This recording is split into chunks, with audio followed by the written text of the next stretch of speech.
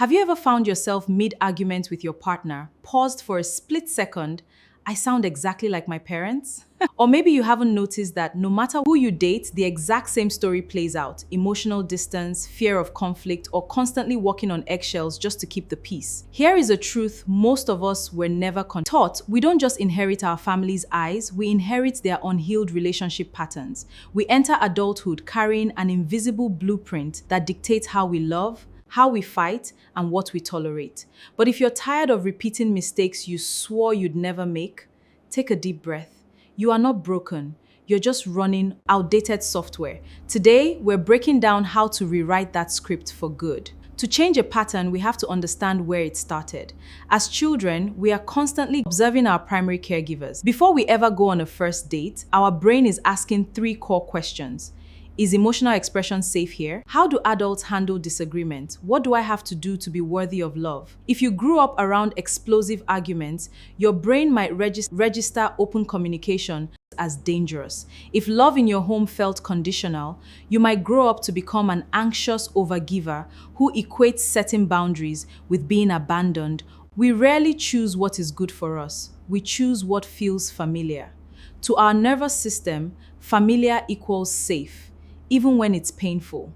Let's look at the 4 most common generational patterns people bring into adult relationships. See which one feels familiar to you. 1. The conflict evader. You brush issues under the rug and say everything's fine until resentment builds up and you completely shut down.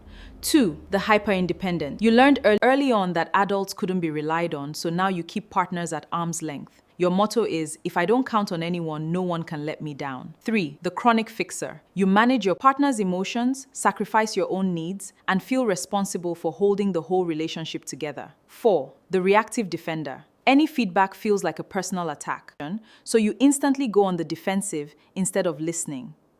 Recognizing your pattern isn't a failure, it's the exact moment your healing begins.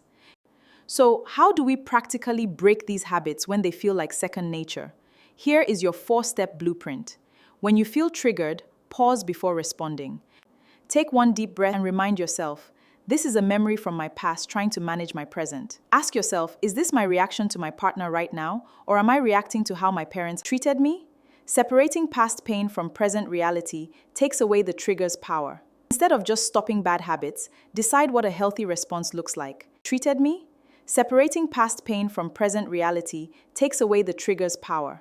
Instead of just stopping bad habits, decide what a healthy response looks like. Instead of shutting down during a fight, say, I feel overwhelmed, but I love you and want to resolve this. Can we take 15 minutes to cool down and talk? I want to be completely honest with you. Breaking generational patterns feels uncomfortable at first. When you start setting boundaries or speaking up calmly, people who are used to the old dynamic might push back. You might feel guilt. But remember, discomfort is the price of growth. Returning to old habits might feel comfortable in the short term, but it costs you your peace in the long run. Now, understanding your past is important, but breaking a generational pattern requires daily, practical action. You can't just think your way out of a lifetime of conditioning. You have to act your way into a new way of relating.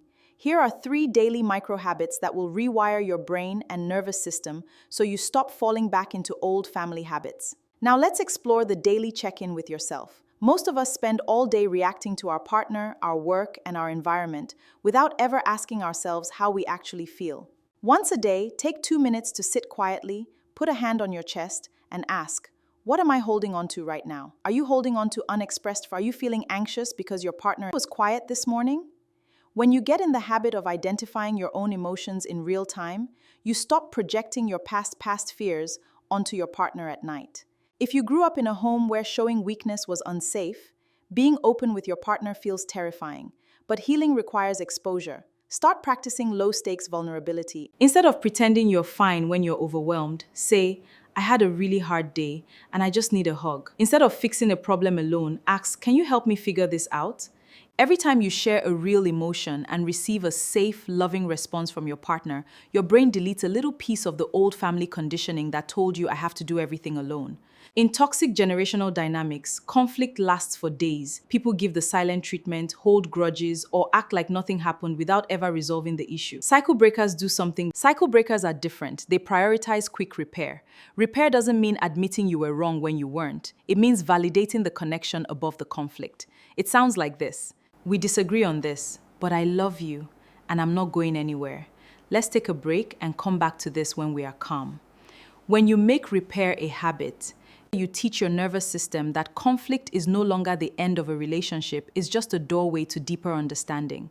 Now, what if you are doing the work, but you notice your partner is slipping into their own inherited patterns? The biggest mistake we make is criticizing their reaction.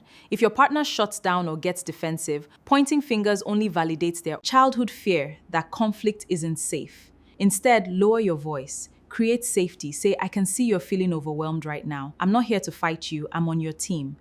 Let's take a moment. When you stop playing into their old script, you make it safe for them to step out of their generational cycle too.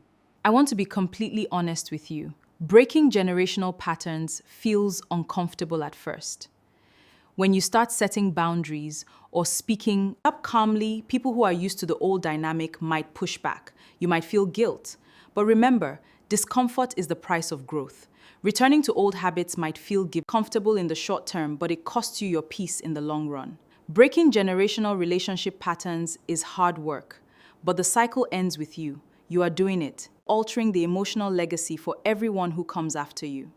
If this video resonated with you, drop a comment below with one pattern you are doing it. Welcome back to my channel where we discuss all things relationships. Subscribe for more insights on building true relationship wellness. Thank you for watching, and I'll see you in the next video.